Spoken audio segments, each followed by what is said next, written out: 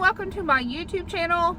If you don't know who I am, I'm Ashley. I'm a professional cosplay photographer, Twitch affiliate, and TikToker.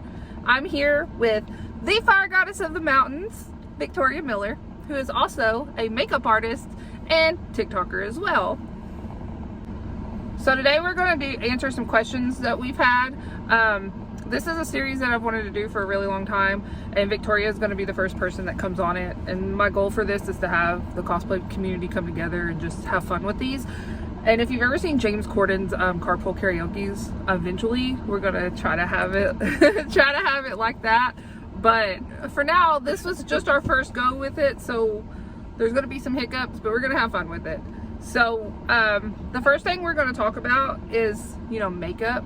And we've had some of you get on my Instagram and ask questions, and we've pulled all of those questions. So we're just going to kind of like randomly read them and then talk about them. Okay, I'm going to let Victoria do more of an introduction for herself.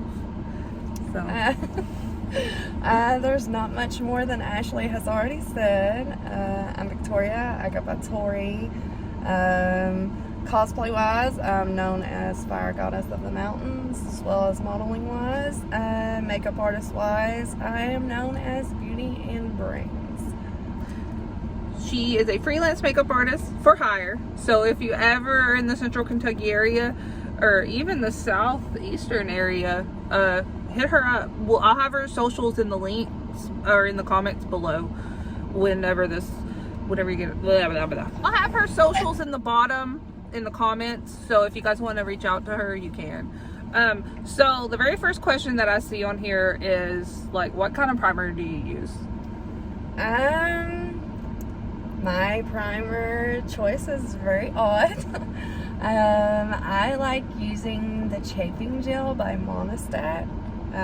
It's what I use on all my clients as well, and I never really have issues. It's friendly for all skin types. Textures, it hides texture really well, and your makeup just stays. It helps it be waterproof. And yeah, we've done shoots in the ocean, shoots in the pouring rain, shoots in 110 degree weather, and never had any issues. If you want to see any of our work, you can follow our Instagrams, and I'll also have that link too. And you can see what she's talking about, because this girl's makeup doesn't move. It doesn't move. We did an aerial, we drove 24 hours to almost Miami and back. We didn't stay in a room. She had her makeup on from the time I picked her up at 9 p.m. to the time we got back that Sunday. We didn't get out of the car. We had to go rescue somebody. Long story. Long story. But her makeup didn't move. She was Ariel. She was Gothic in Savannah, Georgia, and makeup to be Ariel in Miami. And then the makeup didn't move. I'll share a link to the sessions that we're referring to, because it rained on us in Savannah. And then we get to the ocean, and this primer that she uses, which isn't primer, it didn't move. The makeup didn't move. Okay. The next question is about your foundations. What's your favorite drugstore foundation? What's your favorite name brand? Well, to be honest, I've never really used name brand foundation. I've always used drugstore. And my favorite would have to be the CoverGirl matte one that has the little black lid on it. And if you get online and you're trying to find something for your undertones, it tells you all the information. And it also helps you find your undertones, so whether you're cool toned, you're warm toned, or you're neutral. So it's got everything listed on there, and it's my go-to foundation. Outside of the drugstore, I shop on Shop Miss A, and I buy their foundation, and a part of the proceeds for that foundation, it goes to a Pawpaw charity, which helps animals. So that's always a win-win. So yeah, it's cruelty-free too. What is the best lipstick that lasts all day? Very controversial, but I definitely loved Jeffree Star's velour liquid lipsticks. Maybelline has really good lipsticks too, and so does ColourPop. Yeah, they do actually. Oh, I don't have my other purse. So I'm currently wearing, I think I am wearing Maybelline. Let me look. Let me look in this bag right here. Well, today I have on the KVD one. Oh yeah. And Okay, I'm wearing the Stila, however you say it. This one lasts all day, like all day. Like I can put it on, and it's the Stay All Day liquid lipstick, and this color is in Amore. But then I cover it with this Maybelline black lipstick, and it's the 845 pitch black. It's not really pitch black, so that's why I have to put another one under it. But she uses the pitch black too. I do. So, especially if you're really bad when you wear like matte lipsticks and you get the butthole lips. That's what I like to call it. It's always good to use to top it off because, you know, when you keep putting liquid lipstick on, it can get kind of... So, yeah. So now we're going to get into a little bit more of like cosplay questions, because I wanted to start with the first two because that's always the basis for any makeup, cosplay, regular, you know, that sort of stuff. But now I want to get into more cosplay. Okay, so I'm pretty sure that Kat asked this question, and Kat, if you're watching, thank you, because this was a really good question. So she wants to know about prosthetics. Like, where do you get your prosthetics and how do you apply them? And I know there was more in-depth question, but it was like, if you make them, how? Okay, so prosthetic wise, there's a lot of different places that you can purchase them. Pretty much any type of Halloween shop is going to have prosthetics. They start at very low grade, cheap, up to more expensive, but sometimes at Halloween stores they can be marked up, like be really expensive and not good quality. For me, I very rarely buy prosthetics. I make all of mine, and the way that I do that is I get clay, not the air dry, because I like to be able to reuse and save and stuff, and I sculpt out how I want, you know, my prosthetic to look. Sometimes you have to, you know, kind of like measure and map on your face or your body part that you're going to use it on. And you get all those measurements right, curvations and stuff, and then you build up a wall with the clay around the prosthetic that you had carved, and then you pour in plaster of Paris. You let it set up. I normally let mine set for at least 24 hours, and then you remove all the clay. Sometimes if you're got like a lot of detail, especially small details, it can be a little bit challenging to get that clay out. Just take your time.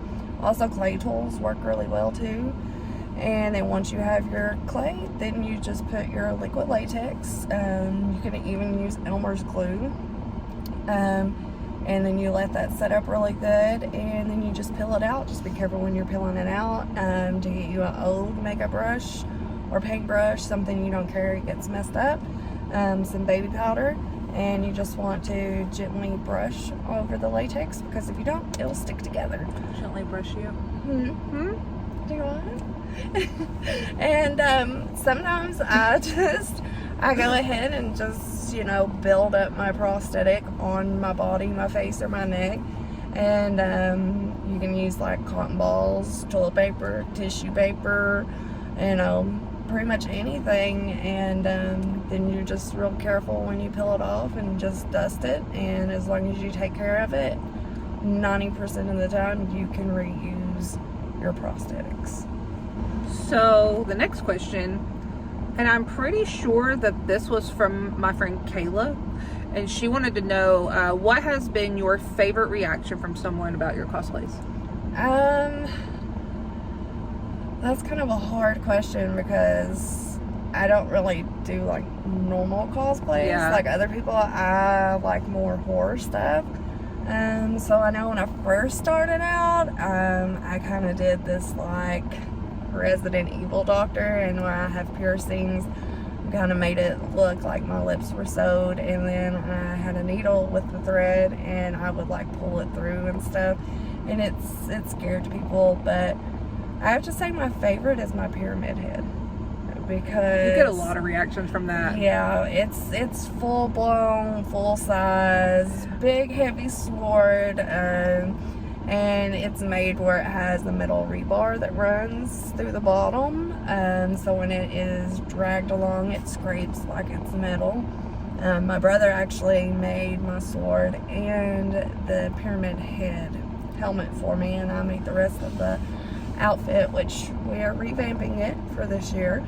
But yeah, it's just like people just stop and stare and they're like, yeah, we did a shoot. Like, I have a walking trail that runs behind my house, and there's a skate park, like a skateboarding park right across the street from my house, and we were going to do photos because in the fall it's really pretty. Like, there's all these trees that come around, and I hit her a little mirror, but there's all these trees, and I can, like, even if they first start to change color and they're not all the way there, I can change the colors of the trees. And so the last time we done it, she wore this lace dress, like this lace like nightgown looking dress for her pyramid head, and like put the head on and stuff, and these kids went by and they were like, oh my god, that's so cool, and they were so excited.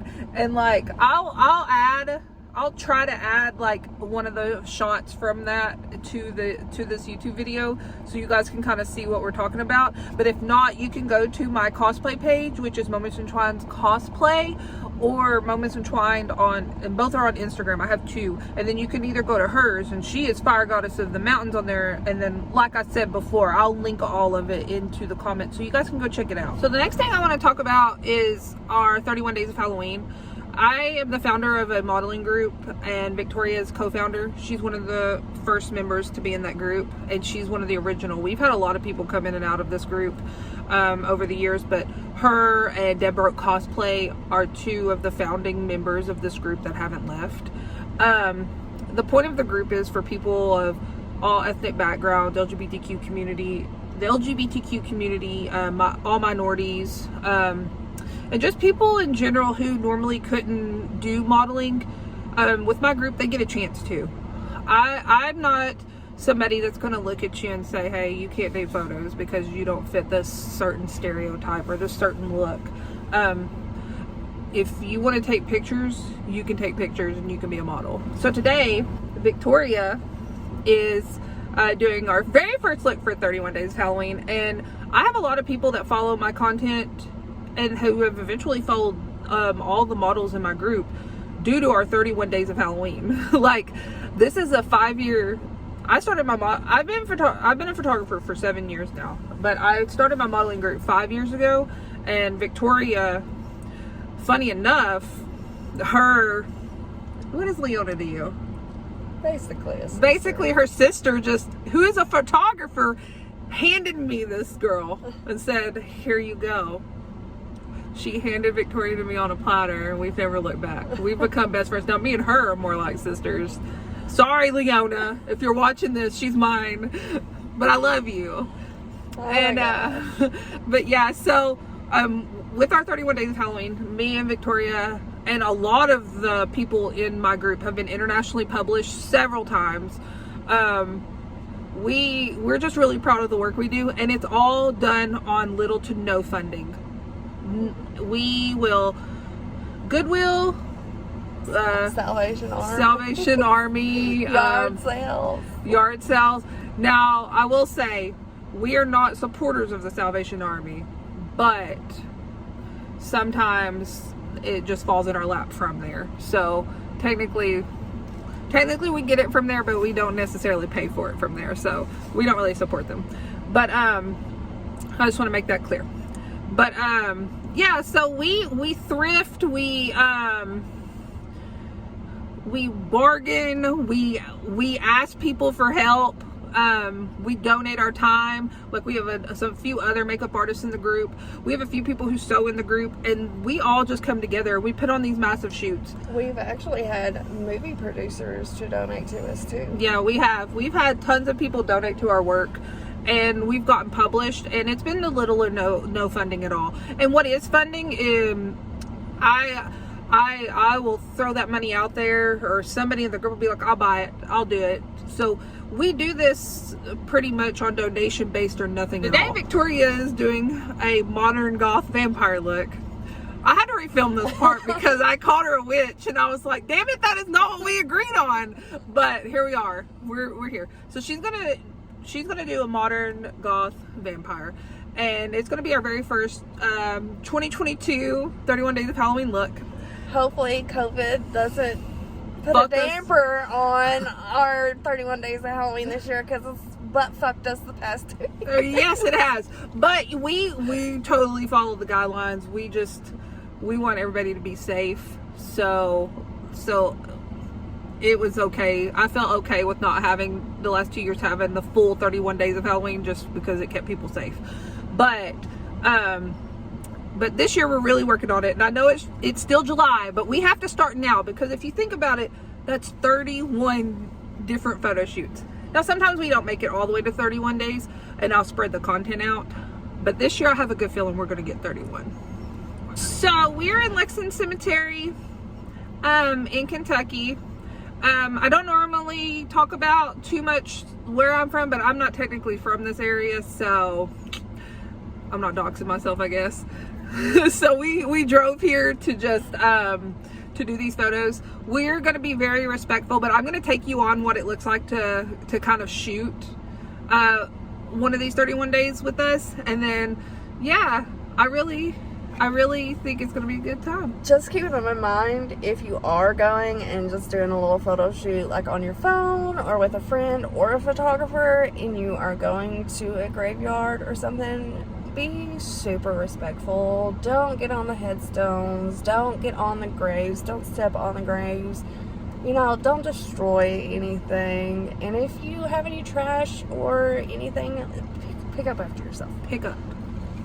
We normally, so on what she says, I do have a couple photos in which I have Drew on a headstone, but that headstone I brought with me, and that headstone was fake. I just placed it in the cemetery. So make sure that if you're going to do something like that, you put a disclaimer on your work. Put a disclaimer on your work. Be like, this was a fake headstone. This was not real. We were respectful, because they're gracious enough to let us come in here and do photos. They don't want to clean up after us. So I'm going to take you guys with us now on how we do these photo shoots. I hope you enjoy it, because we get kind of stupid, and they actually don't last very long, but I'm going to take you kind of on how I pose her, how she poses, and all that stuff. And yeah, so I'm going to take you on our little journey now.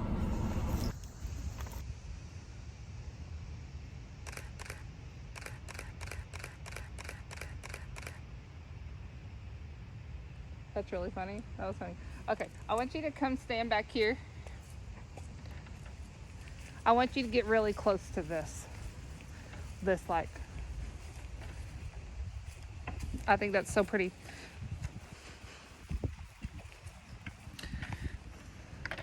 So the section that we are in right now is they're really old stones, but the people aren't here anymore. So we don't really have to worry about where we stand, but we're still going to be respectful of the old. Okay. Let me darken this up a little bit.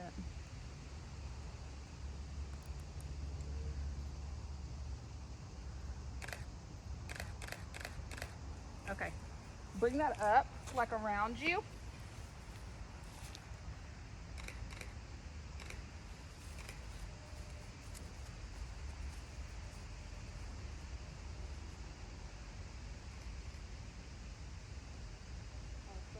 So pretty. So take both of them and kind of like stand out.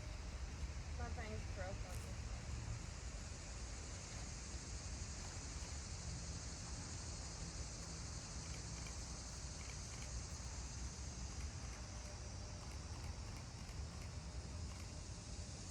Okay, just hold it. I'm gonna come down like so we can maybe I need to lay on the ground. Okay.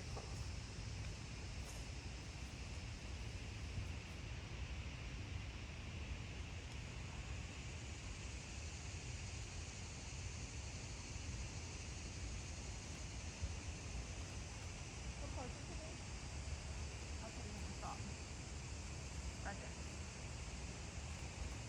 Now look straight down at me.